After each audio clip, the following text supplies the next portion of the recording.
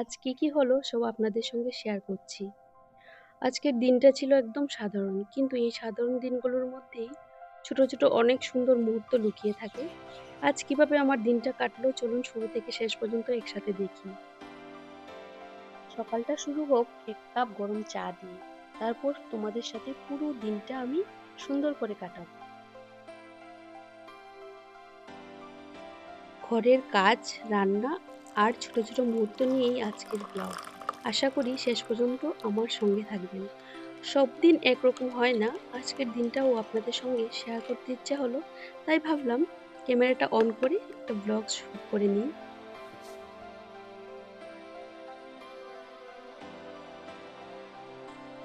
জানো তো, সকালবেলার এই টাইমটা না আমার একটু মি টাইম।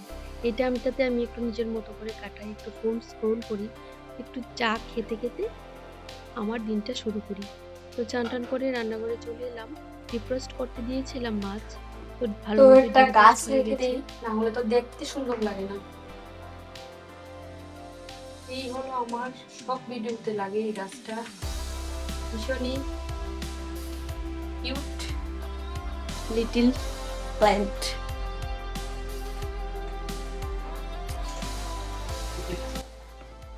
আজকে রান্না করব মাছ। এটা ছিল রুই মাছ। তো ডিফ্রস্ট হয়ে গেছে সুন্দর মতো। তো আমরা মা ছেলে দুজনের জন্য দুবেলার জন্য মাছ নিয়ে নিচ্ছি 4 পিস। তো আজকে মাছটা রান্না করব কচুরমুখী দিয়ে। ভীষণ ভালো লাগে, সাধারণ ঘরোয়া একটা রান্না, কিন্তু খেতে কিন্তু দারুণ হয়। তো আজকে আমার মার মতো করে এই রান্নাটা আমি করব। তো দেখা যাক কতটুকু মার মতো রান্নাটা করতে পারি। খেতে কিন্তু দারুণ লাগে। আর কচুরমুখী খেতে কিন্তু আমার খুব ভালো লাগে। তোমরা এটাকে গাটি কচুও হয়তো বা বলে থাকো। মাছটার গায়ে হলুদ নুন মেখে মেরিনেশন করে রেখে দেবো। তারপর একটু সময় মেরিনেট হয়ে যাবে। এই ফাঁকে আমি আমার মাছ রান্নার জন্য যা মশলাপাতি নেব সেগুলো প্রিপেয়ার করে নিচ্ছি।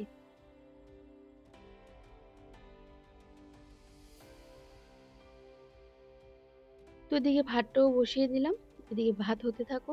মাছটা মেরিনেট হয়ে গেছে। এবার রান্নার জন্য মশলাপাতি রেডি করব।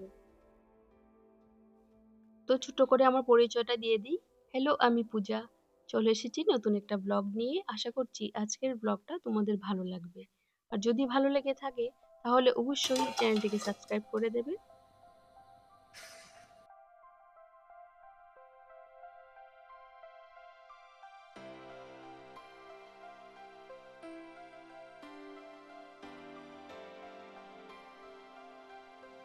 তো কাটি কচুটাকে ভালো করে খোসা ছাড়িয়ে একটু ভাপিয়ে নেব, মানে একটু সেদ্ধ করে নেব হালকা।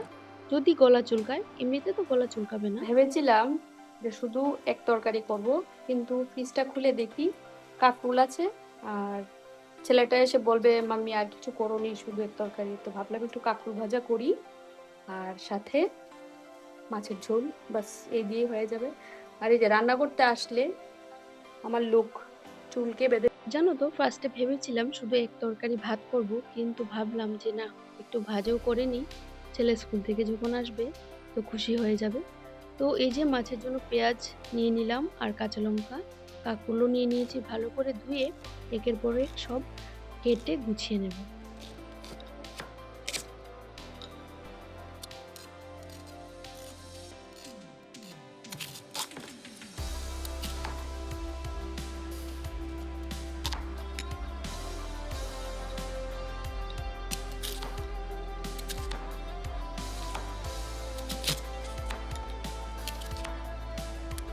আচ্ছা, তোমরা বলো তো কাঁকরোল ভাজা কার কার খেতে ভালো লাগে? আমার তো কাঁকরোল ভাজা, কাঁকরোল সেদ্ধ, কাঁকরোলের পোড় সবগুলি খুব ভালো লাগে। মানে কাঁকরোলের বীজগুলি একটু কামড়ে পড়বে। পটল ভাজাটাও আমার দারুণ ফেভারিট। তো কামড়ে পড়লে খুব ভালো লাগে খেতে। অনেকের আবার পছন্দ না, মানে আমার ছেলেরই। কাঁকরোল খাবে কিন্তু কাঁকরোলের বীজগুলি খাবে না। পটল খাবে, পটলের বীজগুলি খাবে না। তো কাঁকরোলের মধ্যে নুন হলুদ মেখে সাইডে রেখে দিলাম। এবার মাছের জন্য পেঁয়াজ আর লঙ্কা পেস্ট করে নিয়েছি। এতে আমি আদা দেবো না, জিরেও দেবো না, শুধু একটু ধনে গুঁড়ো দিয়ে রান্নাটা করব। তো এই যে কচুর ইয়েটা সেদ্ধ হয়ে গেছে, গাটি কচুটা। মাছটা ভালো করে ভেজে নিচ্ছি, একটু হালকা লাল লাল করে ভেজে নেব।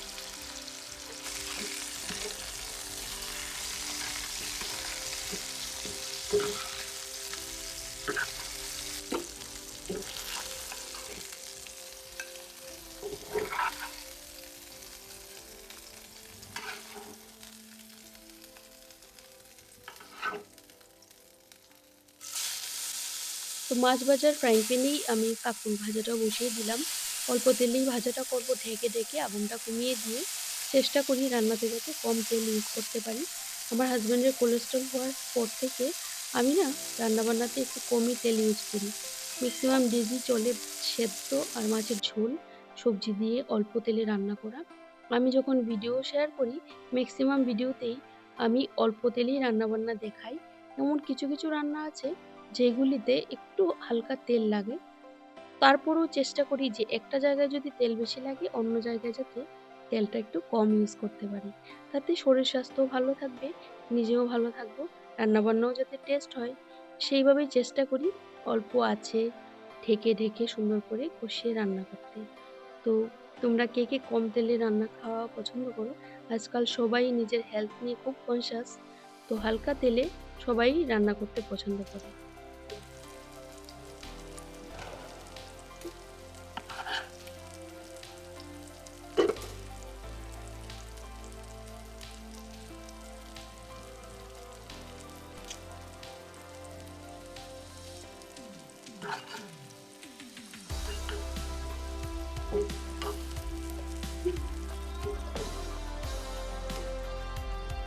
কাঁকরোল ভাজাটা তো হয়ে গেল। এবার সেম ফ্রাইং প্যানে দেখো অল্প একটু তেলের মধ্যে পেঁয়াজটা আমি একটু সটে করে নেব। তারপর পেঁয়াজটা সটে হয়ে গেলে তার মধ্যে কচুর ছড়াটা আর মশলাটা দিয়ে সুন্দর করে কষিয়ে নেব।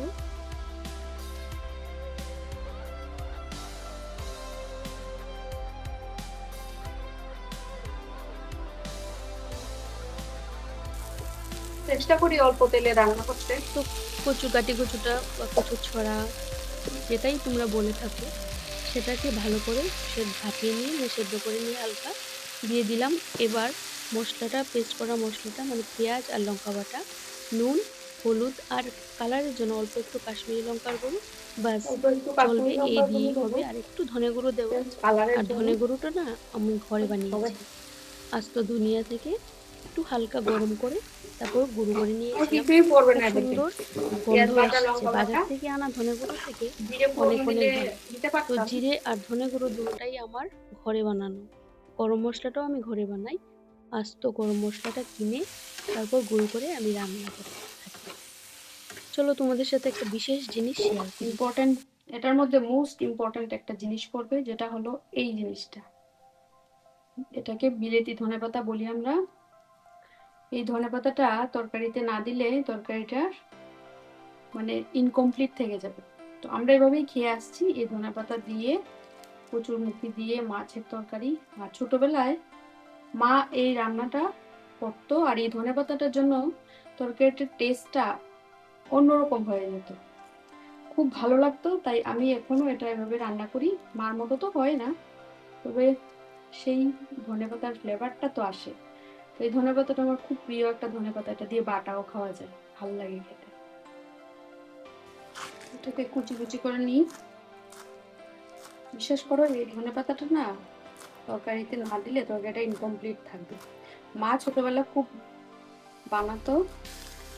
তরকারিটা কষানো কমপ্লিট হয়ে গেছে, এবার ঝোল দিয়ে দিচ্ছি। আর খুব বেশি ঝোল দেবো না, এমনি কাটি কুচুটা আগে থেকে সেদ্ধ হয়ে গেছে। তো এবার একটু ঢেকে দেবো, ঝোল দিয়ে ফুটে উঠলে মাছটা দিয়ে দিলাম। দেবো।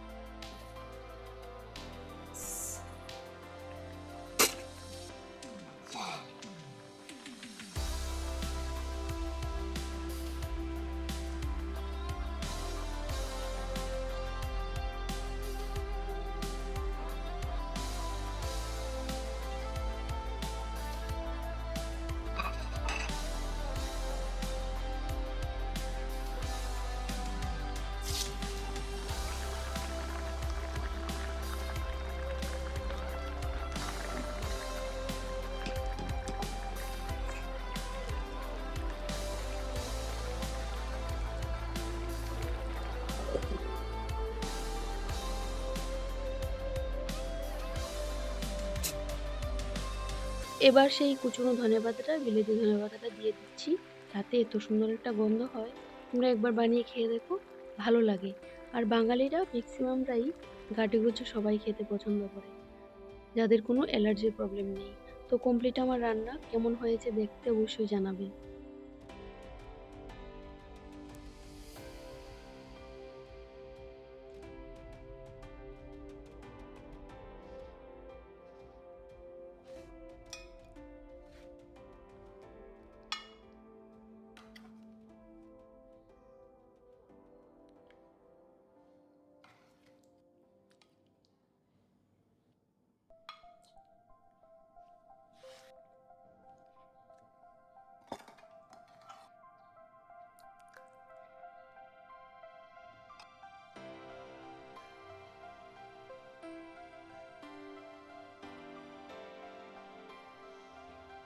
তো প্লেটটা বেড়ে নিলাম নিজের জন্য। সুন্দর একটা ছবিও তুলে নিয়েছি। এবার খেতে বসে পড়লাম। খাওয়া-দাওয়া কমপ্লিট করে তারপর অনেক কাজ আছে। সংসারের কাজ না শুধু রান্না-বান্না, খাওয়া-দাওয়া নয়, আরো অনেক কাজ থাকে যেগুলি করতে হয়। তো মেক্সিমাম হাউসওয়াইফরাই সবাই সেমই আমার মতোই। তার মধ্য থেকেই চেষ্টা করি নিজের জন্য একটু ভিডিও করা, শুট করা, এডিটিং করে নিজের জন্য ছাড়া। সংসারের কাজ কোনোদিন শেষ হবে না। যতদিন বেঁচে থাকবো ততদিন চলতেই থাকবে। তো এবার একটু আরাম করে খেয়ে নেই বাপু।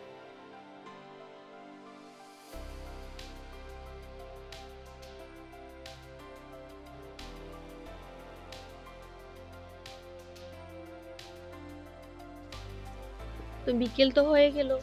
সন্ধ্যাও হয়ে গেছে। ছেলে আমার স্কুল থেকে এসে খাওয়া-দাওয়া করে ঘুমিয়ে পড়েছে। তো আমি আমার দিনটাকে এভাবেই শেষ করলাম।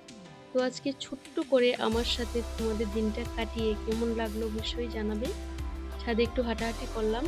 কিছু কাপড় ছিল সেটাও ঘরে রেখে এসেছি। আর এই আমার নতুন গাছে নতুন ফুল ফুটেছে, দেখতে দারুণ হয়েছে। তো আজকের ব্লগটা এখানেই শেষ করব। ভালো লাগলে সবাই সাবস্ক্রাইব এন্ড লাইক করে দিও। ভালো থেকো, সুস্থ থেকো। আবার আসছি।